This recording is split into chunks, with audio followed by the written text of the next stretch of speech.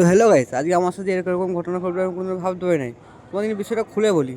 তো প্রতিদিনকার মতো আমি এলাম শুটিং করতে। তো আজকে শুটিং ছিল আমাদের আউটডোর। তো আমরা আউটডোরে শুটিং করতে এসেছি। অবশ্যই আমাদের ক্যামেরাম্যান চলে আসে, ক্যামেরাও চলে আসে। তারপর ক্যামেরা আসতেই আমরা চলে আসি পৃথিবীর সবচেয়ে বড় পাঙ্খার সামনে। তো বড় পাঙ্খার সামনে আমার একটা বন্ধুকে রেখে দিই। তো বড় পাঙ্খা হওয়াটা কিন্তু বিশাল দিচ্ছে, তোমরা দেখতেই পাচ্ছ হওয়াটা কেমন দিচ্ছে, মনে হচ্ছে ঝড় গেছে।